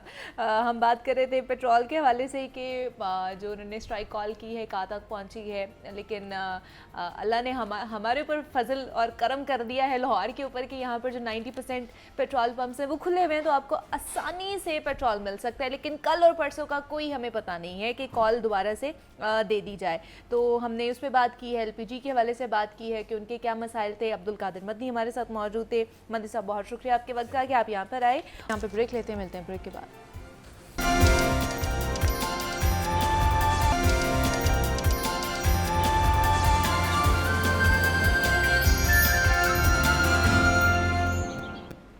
Welcome back to Jaago Lahore. اور جناب ایک آج بہت ہی امپورٹنٹ ٹاپک کے اوپر ہم نے بات کرنی ہے. اور ویسے تو پاکستان ایک اسلامی ملک ہے جہاں تمام طبقات فکر کو آئین میں تمام حقوق حاصل ہیں، اور خاص طور پر عورتوں کو ہمارے اسلام نے بھی ان کے حقوق کا تحفظ فراہم کیا ہے اور انہیں اپنی مرضی کے فیصلے لینے کا بھی اختیار دیا گیا ہے. اس کے باوجود ہماری سوسائٹی نے خواتین کے مختلف حقوق کو سلب کر رکھا ہے اور اسی پر اکثر خواتین آپ کو بات کرتی ہوئی بھی نظر آ رہی ہوتی ہیں.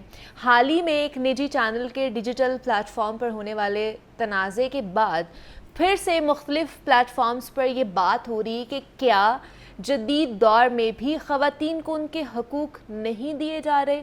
خاتون پائلٹ ہو، انجینئر ہو، ڈاکٹر ہو یا پھر صحافی ہو یا کسی بھی جناب وہ فیلڈ سے تعلق رکھتی ہے، سب کچھ ہے. تو پھر کہیں کیا کمی ہے جس پر بات ہونی چاہیے؟ تو آج ہم اسی پر بات کریں گے. گفتگو کے آداب پر بات کریں گے، عورتوں کے حقوق کے اوپر بات کریں گے. تو اس پر بات کرنے کے لیے دو بڑے خاص مہمان ہمارے ساتھ موجود ہیں. ایک تو وہ ہیں جن کو آپ ہر ہفتے دیکھتے ہیں، جو کہ خاص طور پر آج کے دن ہمارے ساتھ موجود ہوتے ہیں. ڈاکٹر پیر طارق شریف زادہ صاحب ہیں، سینئر اسکالر. ڈاکٹر صاحب آپ کو خوش آمدید کہتے ہیں جاگو لاہور میں. اور اس کے ساتھ ساتھ آج ہمیں اسسٹنٹ پروفیسر ڈاکٹر شمائلہ حسین نے بھی جوائن کیا ہے آج کے سیشن میں، جو کہ سوشل ایکٹیوسٹ ہیں. ڈاکٹر شمائلہ آپ کو بھی ویلکم کہتے ہیں جاگو لاہور میں. کیسی ہیں آپ؟ ٹھیک ہیں. تو ڈاکٹر صاحب آج کا بھی بڑا انٹرسٹنگ سا ٹاپک ہے جس کے اوپر بہت زیادہ بات چیت ہو رہی ہے. میں دیکھ رہی ہوں سوشل میڈیا پر بھی اس کے بارے میں بات ہو رہی ہے. دوسرا کہ کوئی بھی میڈیم ہے وہ چاہے پلیٹ فارم یہ ہمارے والا کیوں نہ ہو، اس کے اوپر بھی اس پہ بات ہو رہی ہے. تو سب سے پہلے جو میں پوچھنا چاہتی ہوں، آج کا جو میرا پہلا سوال ہے کہ شاید بہت سی عورتوں کو نہ پتہ ہو طاغوت کا مطلب کیا ہے، تو وہ ہمیں بتا دیں کہ طاغوت کا مطلب ہے کیا. بسم رب محمد کریم علیہ الصلوۃ والتسلیم. سب سے پہلے تو یادآوری کا شکریہ، اور ہمیشہ کی طرح آج آپ نے اپنی روایت کو قائم رکھتے ہوئے ایک مرتبہ پھر ایک زندہ موضوع کا انتخاب کیا ہے. اور میں یہ سمجھتا ہوں کہ کسی بہانے سے ہی صحیح لیکن اس پہ بات ہونا شروع ہوئی کہ ہمیں ہمارے معاشرے کے اندر یہ جو بڑھتا ہوا عدم برداشت ہے اور ایک درجے پہ گفتگو کے اعتبار سے اور اس کے پیرائے میں جو ہمارے ہاں بے احتیاطیاں برتی جاتی ہیں، اور پھر دین کے نام پر بالخصوص دین کے حوالے کے ذیل میں کچھ ایسا کہا جانا جو لوگوں کے لیے نصیحت کا کم اور دل آزاری کا زیادہ باعث بنتا ہے، اس حوالے سے اس کی کیا حدود و قیود ہونی چاہیے، ان پر معاشرے میں بات ہونی چاہیے۔ اور جس انداز میں ہم زندگی کے تمام ہی معاملات میں افراط و تفریط کا شکار ہیں، بالکل اسی طرح ہم دین کے ذیل میں جو یہ بنیادی زندگی گزارنے کے آداب اور قرینے سلیقے ہیں، ان کے معاملے میں میں سمجھتا ہوں کہ جانے انجانے میں بہت ساری زیادتیاں جو ہیں وہ ہمارے ہاتھ سے ہو بیٹھتی ہیں، اور ہمیں اس پہ معاشرے کے اندر من حیث القوم آپس میں اس پہ بات کرنی چاہیے اور اسے سیکھنا چاہیے۔ جو آپ نے پوچھا جہاں سے یہ ساری بحث شروع ہوئی، طاغوت بنیادی طور پہ بہت سادہ سی اس کی تعریف ہے، ویسے اس کی تفصیل میں جائیں گے تو ظاہر ہے کیونکہ یہ ایک قرآنک ٹرم ہے، قرآن پاک کے اندر اس کو اللہ رب العزت نے جو ہے اس کو زیر بحث لانا ضروری سمجھا، اور پھر اس پر ایک پوری تاریخ موجود ہے، صرف اسلام کی تاریخ ہی نہیں، یعنی یہ صرف 1500 سال کی تاریخ نہیں ہے، بلکہ آدم علیہ السلام سے لے کے آج تک کی جتنے بھی معاشرے ہیں اور ان کا جو احوال تاریخ نے اپنے سینے میں محفوظ کیا، ان سب میں یہ طاغوت کی جو ٹرم ہے وہ کسی نہ کسی انداز میں ہمیں قائم ہوتی ہوئی نظر آتی ہے۔ طاغوت ہے کیا؟ بنیادی طور پر ایسی قوت جو خدا کے مخالف الہی جو نظام ہے، اللہ کی طرف سے دیا ہوا انسانوں کو جو نظام ہے، جو نظام عدل ہے، جو نظام فلاح ہے، جو نظام احسان ہے، اس نے سلوک کا ایک اللہ تعالیٰ کی طرف سے نظم قائم کیا گیا ہے، اس کے خلاف جو قوتیں برسر پیکار ہوتی ہیں، اس کے اندر رکاوٹ پیدا کرتی ہیں، اسے ریزسٹ کرتی ہیں، ان ساری قوتوں کو اجتماعی طور پر جو ایک نام دیا جاتا ہے وہ طاغوتی قوت ہوتی ہے۔ سادہ زبان میں یوں سمجھیں کہ اللہ کے نظام میں جو نظام رکاوٹ پیدا کرتا ہے کسی بھی قوت کی شکل میں، وہ اسے ہم طاغوت کہتے ہیں۔ اتنی سی بات تھی جس سے جو ہے نا وہ فسانہ اتنا دور تک گیا کہ آج ٹاک آف دا ٹاؤن نہیں ہے، بلکہ یہ اس وقت پوری دنیا میں جہاں اردو بولی سمجھی جاتی ہے وہاں یہ زیر بحث آ رہا ہے۔ اور میرے خیال سے اس کلپ کے بعد خاص طور پر گھروں میں بھی یہ ٹاپک جو ہے چھڑا ہوا ہے اور سب ایک دوسرے سے یہ پوچھ رہے ہیں اس کا مطلب کیا ہے، ہمیں بھی تو پتہ چلے۔ جی ہاں، ایک تو یہ ہے، لیکن اس کے ساتھ جو کچھ اور چیزیں جو میں سمجھتا ہوں پس منظر میں لوگوں تک پہنچی، وہ کوئی بہت زیادہ حوصلہ افزا نہیں ہے، جن میں وہ لب و لہجے کا اختیار کیا جانا اور پھر وہ جو کچھ گفتگو کا قرینہ سلیقہ جو وہاں پر کیا گیا، اور خاص طور پہ ایک خاص شعبہ زندگی کا 51% خواتین پر مشتمل جو معاملہ ہے، ایک پورا طبقہ ہے، اس کے بارے میں ایک دم ایک سانس میں سویپنگ سٹیٹمنٹ دیکھ کے ان ساروں کا رد کر دینا، ان کی تصدیق کر دینا، میں یہ سمجھتا ہوں کہ یہ کوئی کسی درجے پہ بھی کوئی ذی شعور آدمی اس کی حوصلہ افزائی نہیں کر سکتا، نہ اس کا دفاع کر سکتا ہے۔ اور جہاں تک دین رحمت کا تعلق ہے، اس کے بارے میں تو ڈاکٹر لیورنس رسل جیسے ویسٹرن اسکالرز یہ بات لکھنے پہ مجبور ہوئے، وہ کہتے ہیں ہم نے اس دین کو جب پڑھا، اس کے نظام، اس کے اندر جو تقاضے ہیں ان کو جب جاننا شروع کیا تو ہمیں اندازہ ہوا کہ یہ دین اتنا زیادہ خواتین کے حوالے سے ان کے حقوق پر یعنی احتیاط کے لیے خبردار کرتا ہے کہ ہمیں یہ لگا کہ گویا یہ دین آیا ہی خواتین کے حقوق کے لیے۔ اور اس کے اندر آپ دیکھتے ہیں نا کہ وہ میراث کا حق ہو، وہ اس کی پیدائش کے بعد اس کا نام رکھنے کا حق ہو، پھر ایک اگلے درجے پہ تجارت کا، کاروبار کا، معاشی طور پر اس کا خود مختار ہونا ہے، اس کے حقوق ہوں، بچوں کی تربیت کے حوالے سے اس کو جو اللہ تعالیٰ نے حقوق دے رکھے ہیں۔ سو یہ ساری آزادیاں وہ ہیں جو جن میں ایک بڑے اہتمام کے ساتھ اللہ رب العزت کی طرف سے آنے والے نظام میں خواتین کے حقوق جو ہیں ان کی نہ صرف پاسداری کی گئی ہے بلکہ حکمن ترغیب دلائی گئی ہے کہ جب آپ اس وقت تک کامل مومن ہو ہی نہیں سکتے جب تک آپ کا اپنے گرد و پیش وہ جو بہت سارے رشتوں کی شکل میں خواتین آپ کے ساتھ وابستہ ہیں، آپ ان کے حقوق پورے کرتے ہوئے نظر نہیں آتے۔ میرے کریم آقا دنیا سے جب تشریف لے جا رہے تھے اور سرکار دو عالم کی جسم اقدس میں سے روح سفر فرما رہی تھی، عین اس لمحے میں آپ تصور کیجئے نزع کا عالم کتنا اہم ترین لمحہ ہوتا ہے، اس وقت شاید اپنی زندگی کا حاصل بندہ دوسروں کو منتقل کر رہا ہوتا ہے، اس اکھڑتی ہوئی سانس میں جو میرے کریم رسول نے اپنی امت کو پیغام بھیجا نا وہ یہ تھا کہ اپنے سبارڈینیٹس، اپنے غلام جو ہیں ان کے معاملات میں اللہ سے ڈرتے رہنا اور اپنی عورتوں کے حقوق کے معاملے میں اللہ سے ڈرتے رہنا۔ تو اس سے ہمیں اندازہ ہوتا ہے کہ خواتین کے حقوق کا معاملہ کیا، اور خود یہ جو ایک عمومی تاثر پایا جاتا ہے نا کہ شاید خواتین کے حوالے سے جو ہے وہ کہیں دین اسلام جو ہے وہ کوئی خاص طرح کی پابندی لگاتا ہے یا ان کی زندگی کا دائرہ محدود کرتا ہے، کرتا ہوا نظر آتا ہے.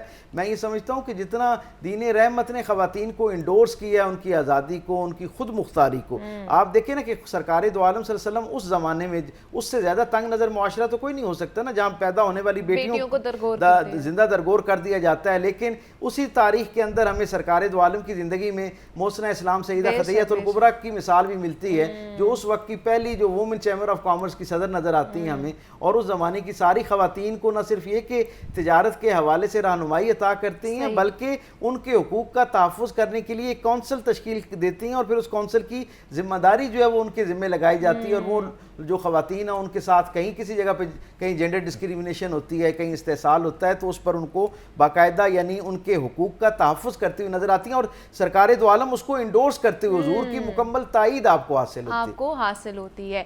اچھا جیسے آپ نے بات کی کہ جینڈر ڈسکریمنیشن تب بھی ہوتی تھی، لیکن وہ ان کی حقوق کی تحفظ کر رہی ہوتی تھی، اور ابھی بھی کہیں نہ کہیں ڈاکٹر شمائلہ کے ہو رہی ہوتی ہے. اب جیسے اب یہ ایک کلپ بہت زیادہ وائرل ہوا اور کہا گیا جی 95% خواتین جو کہ جاہل ہے، اور کھلے عام اس چیز کو بولا گیا، بار بار بولا گیا، اور اس کے اوپر کہہ لیں کہ ضد بھی کی گئی کہ نہیں واقعی ایسا ہے. تو اس چیز کو کس طرح آپ لیتی ہیں؟ دوسرا یہ آگ کی طرح پھیلا ہے، ہر جگہ پھیلا ہے، جہاں جہاں بھی لوگ بستے ہیں، جہاں پہ اردو بولی جاتی ہے، سمجھی جاتی ہے، ان لوگوں نے کنڈیم کیا ہے اس چیز کو. تو آپ اس چیز کو کیسے دیکھتے ہیں؟ Because you are a social activist. دیکھیں پہلا تو سوال یہ ہے کہ جاہل کون ہے؟ جاہل ہونا کیا ہے؟ آپ کیا سمجھتی ہیں جاہل کون ہے؟ طاغوت کا مطلب تو آپ کو بھی ابھی پتہ نہیں تھا، تو مطلب آپ جاہل ہیں؟ نہیں. اگر مجھے نہیں پتا، میں پی ایچ ڈی ہوں اردو میں، مجھے بھی اگر نہیں پتا تو میں جاہل ہو گئی؟ نہیں. اچھا سر کی اپنی فیلڈ ہے، سر کی فیلڈ کے حوالے سے مجھے بہت ساری چیزیں نہیں معلوم، تو کیا میں جاہل ہوں؟ اور سر کو میری فیلڈ کے حوالے سے بہت ساری چیزیں نہیں معلوم ہوں گی، تو کیا سر جاہل ہو گئے؟ آپ کی فیلڈ کے بارے میں مجھے بالکل کچھ پتہ نہیں ہے، تو کیا میں اب جاہل ہوں؟ اور آپ کو اور ہم دونوں کی فیلڈ کے بارے میں، وہ کیمرہ مین بیٹھے ہوئے ہیں، یہ ہمارے پروڈیوسر ہیں، مطلب ہر انسان کی اپنی اپنی فیلڈ ہے، اپنی اپنی جگہ ہے. ایون آپ گھر سے نکلتے ہیں، آپ موچی کو دیکھتے ہیں، وہ اپنے کام میں پی ایچ ڈی ہے بھائی. میں پی ایچ ڈی میں بیٹھ کے ذرا جوتا گانٹ کے دکھاؤں اسے، نہیں ہو سکتا. اس کی اچھا ایک مکینک ہے. مطلب جاہل تو یہاں کوئی ہے ہی نہیں نا، میرے اپنے مطلب جو میرا خیال ہے. اور پھر کہتے ہیں نا کہ 95% عورتیں جاہل ہیں.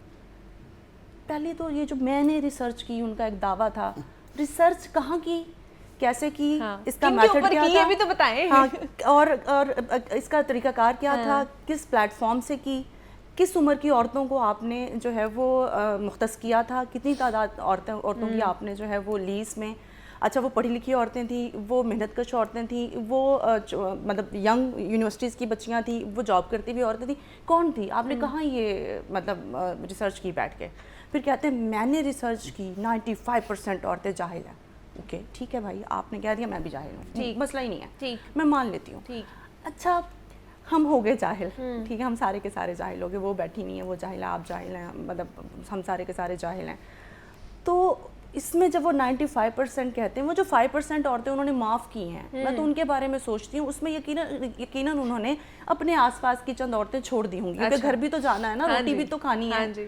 گھر والی پوچھے کہ ہاں جاہل کہہ کے آئے تو دما روٹی، سوال ہے نا. دیکھیں 5% صرف انہوں نے اپنی عورتوں کو چھوڑا ہے، باقی جو 95% ہے وہ سب کی سب جاہل ہیں. کیا وہ بچیاں، وہ بڑی ہیں، پروفیسرز ہیں، کوئی فیلڈ میں کام کر رہی ہے، کوئی ڈاکٹر ہے، کوئی انجینئر ہے، نہیں بھی ہے، ایک اسکالر بھی ہے، بے شک کوئی گھریلو عورت ہے، ایک ماں ہے. یار آپ خود بتائیں اس کے لیے کون سی کوالیفیکیشن چاہیے ہوتی ہے؟ لیکن میں خالہ ہوں، میں پھپھو ہوں، آپ خالہ پھپھو ہیں، آپ ایک روتے ہوئے بچے کو سمجھ نہیں پائیں گے کہ اب اس کو کیا چاہیے. ماں ہوتے ہی ہمیں سمجھ آنا شروع ہو جاتی ہے، ہم غور کرتے ہیں، پتہ چلنا شروع ہو جاتا ہے کہ بچہ اب بھوک کے لیے رو رہا ہے، بچے کا پیمپر گندا اس لیے رو رہا ہے، یا بچہ کسی اور وجہ سے پریشان ہے، تو مطلب یہ جاہل ہے. تو اب اس کا حل کیا ہے؟ کس طرح اس کو بہتر کیا جا سکتا ہے؟ اب انہوں نے تو ایک ڈکلیئر کر دیا نا کہ 95% عورتیں خواتین جاہل. اب اس کا حل کیا ہے؟ کیا کریں؟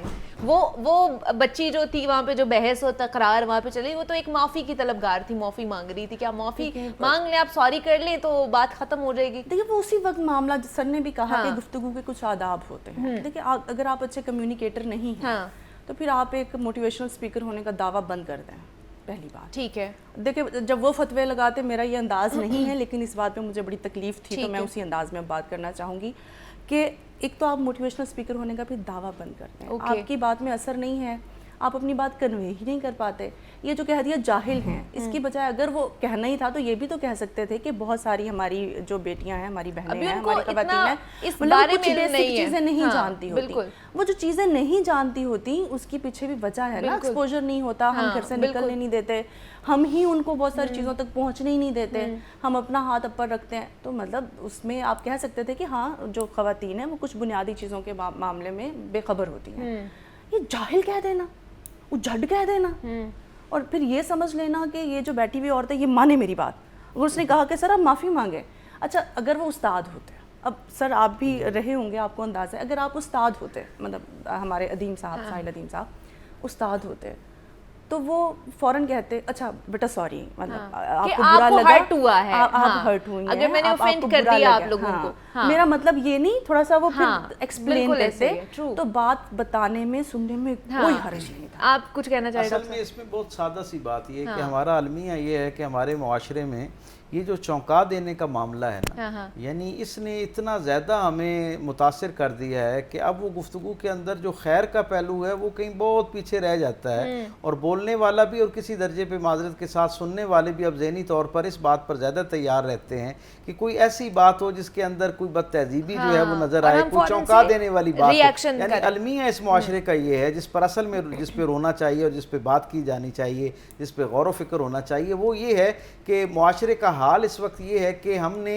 एतराज़ को इल्म समझ लिया है और बदतहजीबी को इज़हार इल्म समझ लिया है। जिस वक्त और हमारे यहाँ ये सारा कुछ, अगर ये वाक़तन जो कुछ किया जा रहा है, ये जो मेहनत है, ये जो मोटिवेशनल स्पीकर के तौर पर आप जो आप अपनी मेहनत साबित करना चाह रहे होते हैं, अगर इसका मकसद वाकई मुआशरे की इस्लाह है और लोगों को बेहतर करना है, तो फिर तो आपको जो कायनात में जिस हस्ती ने सबसे ज़्यादा इंसानी तारीख को मुतासिर किया है, सबसे ज़्यादा लोगों की ज़िंदगियों के अंदर एक खैर का इनकलाब बर्पा किया है, उनकी ज़िंदगी को देखना पड़ेगा। जो कायनात का सबसे बेहतरीन मुबल्लिग था ना, उसका आलम यह है कि दुनिया की सबसे बेहतरीन बात अपने पास होने के बावजूद, अल्लाह की मखलूक में अल्लाह से सबसे ज़्यादा हिदायत याफ्ता होने के बावजूद, उनका मामला ये है कि पूरी तारीख़ के अंदर, पूरी ज़िंदगी के अंदर 1500 साल के सारे मोहब्बत करने वाले और सारे मुखालफीन मिलकर भी कोई एक फ़िक्रा ऐसा नहीं निकाल सकते जिसमें वो ये कहें कि रसूलुल्लाह सल्लल्लाहु अलैहि वसल्लम ने किसी को झिड़का हो, किसी की बात को टोका हो, किसी की बात के दौरान अपनी बात जो कायम शुरू की हो।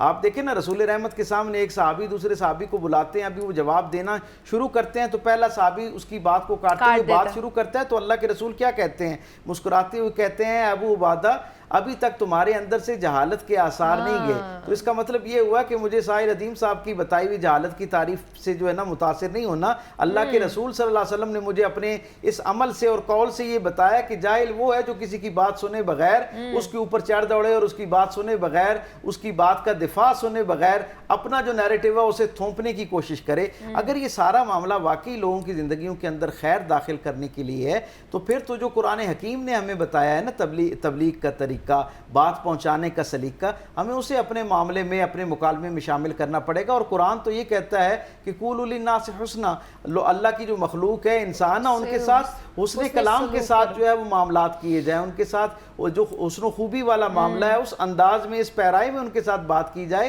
कि बात कबूल करे या ना करे, लेकिन कम अज कम उसके दिल में आपके लिए एक जगह पैदा होना शुरू हो जाए। अब कितनी खैर की बात अगर आप इस तरह गैर जिम्मेदाराना लहजे में और जिसे कहते हैं बराह रास्त, ये जो बात उन्होंने कही ना खवातीन के हवाले से, मुझसे कल किसी ने ये सवाल किया कि आपकी इस पर क्या राय है कि ये यानी मुनासिब है या नहीं है। मैंने कहा मुझे तो ये स्वीपिंग स्टेटमेंट आज खुद इसके अंदर एक जहालत नजर आती है। यानी आप 95% इस मुआशरे का तबका जिसके अंदर मुख्तलिफ शोबा जिंदगी में बेहतरीन खिदमात जो है ना वो अल्लाह ताला खवातीन से ले रहा है। आप डॉक्टर्स में देखिए हमारी बेटियां किस आला दर्जे का काम हॉस्पिटल्स के अंदर कंट्रीब्यूट करती हुई नजर आती हैं। वो यानी अब तो फोर्सेस के अंदर हमारी जो बेटियां हैं वो कितना आला दर्जे का काम करती हुई नजर आती हैं। और इन सब से हट के वो जो घरों में बैठी हुई खवातीन हैं, वो जिन्होंने घर का पूरा निजाम चला रखा है और उसे उसकी सारी जिम्मेदारी अपने सर पे ले रखी है, जैसे डॉक्टर साहब ने कहा कि क्या हम बहुत आसानी से एक जुम्बिश कलम, एक लहर में आके, एक मस्ती में आके उन सबको जो है उनकी सारों की खिदमत, उनके इल्म, उनके विजडम का जो है वो इनकार कर सकते हैं? آج خود یہ رویہ بہت جاہلانہ ہے، اور ہمیں عام بندے کو بھی اس پہ احتیاط برتنی چاہیے، اور بالخصوص وہ لوگ جن کی بات سننے کے لیے لوگ آمادہ ہوتے ہیں، جن کی بات سے لوگ، انہیں زیادہ احتیاط کرنی چاہیے کہ معاشرے کے اندر پازیٹیو رویے جو ہیں وہ اور دوسرا کہ آپ ایک میڈیم پہ بیٹھے ہوئے، ایک پلیٹ فارم پہ بیٹھے ہوئے، وہاں پر کروڑوں لوگ آپ کو دیکھ رہے ہوتے ہیں، تو اس لیے تب بھی آپ کو اپنی گفتگو اور اپنے الفاظوں کا خیال رکھنا چاہیے. شمیلہ لاسٹ منٹ چل رہا ہے، آپ اس کو کس طرح کنکلوڈ کریں گی، کیا کہنا چاہیں گی؟ دیکھیں جیسے سر نے بھی کہا کہ اس طرح کی بات کو ایک تو اہمیت دینی بھی نہیں چاہیے، دیکھ تو لیں بندہ کون بات کر رہا ہے. ساتھ میں خلیل الرحمان قمر صاحب بھی موجود تھے، ان کا تو مطلب میں نہیں کہنا چاہوں گی وہ عمر میں بہت بڑے، ان کے ڈرامے دیکھ دیکھ کے میں بوڑھی ہو رہی ہوں، مطلب میں جوانی سے دیکھنا شروع ہوئی، بچپن تو میں نہیں کہوں گی. تو مطلب ہم نے انہیں دیکھا، ہم نے انہیں سنا، میں تو بڑا آئیڈیلائز کرتی تھی. پتہ نہیں کیا ہوا کہ وہ ٹاک شوز میں آنا شروع ہو گئے اور انہوں نے عجیب عجیب سی باتیں کرنا شروع کر دی، مغرور ہو گئے وہ. تو ان کی جو لہجہ ہے، جس طرح وہ بچی کو جھاڑ رہے تھے، مطلب میرے ساتھ کوئی اس طرح بات کرے یا میری اسٹوڈنٹ، چلے میں ابھی میرے بچے نہیں ہیں لیکن میری اسٹوڈنٹس تو میری بچیاں ہیں نا، لڑکے لڑکیاں دونوں، میں کو ایجوکیشن میں پڑھا رہی ہوں، میرے بچوں سے کوئی بھی اس طرح بات کرے مجھے تو پسند نہیں ہے. اور اگر آپ کہتے ہیں کہ آپ اسلام کا نام لے رہے ہیں، جیسے سر نے بات کی ہے، تو آپ اسلام کے نام لیوا ہیں، اس کو ذرا فالو ہی کر لیں، اس کے انداز میں ذرا دیکھ کے تو چل کے تو دیکھیں نا کہ معاملات ہیں کیا. آپ ایک پوری کی پوری 50% آبادی کو جاہل کہہ کے ایک طرف کر دیتے، یہ تو گھروں میں کوئی بھی کہہ لیتا ہے. ہمیں صبح سے لے کے شام تک سننے کو ملتا ہے نا، عورت ہو عورت رہو، مطلب پھر کئی دفعہ میرے جیسا بندہ آگے سے کہتا ہے اچھا میں عورت ہوں تو پھر اصل عورت بن کے دکھاؤ. مطلب ہم تو چپ ہو جاتے ہیں کہ گھر میں ہمیں لڑائی نہیں چاہیے، ہمیں معاشرے میں لڑائی نہیں چاہیے، لیکن سر آپ پڑھے لکھے آدمی ہیں، بالکل ایسے ہی ہے کہ اس کا اینڈ پہ کرکس یہ نکلا ہے کہ آپ کے جو بھی خیالات ہیں آپ اس کو سوچ سمجھ کر ڈیلیور کریں، کہ ہر طبقے کے لوگ آپ کو دیکھ رہے ہیں، ہر جگہ سے لوگ آپ کو دیکھ رہے ہیں، ان کے اوپر ایک امپیکٹ طاقت ہے وہ. تو ہمارے ساتھ ڈاکٹر پیر طارق شریف زادہ صاحب موجود ہیں. اللہ کے رسول صلی اللہ علیہ وسلم نے سادہ سی بات بتائی، جو آدمی نرم خوئی سے محروم کیا گیا وہ سارے خیر سے محروم کیا گیا. کیا بات ہے ڈاکٹر صاحب، بہت شکریہ آپ کا. اور ڈاکٹر شمیلہ نے بھی ہمیں جوائن کیا. Doctor Shamaila thank you so much for coming here. ہمیں اجازت دیجیے، بہت خیال رکھیے گا. اللہ حافظ.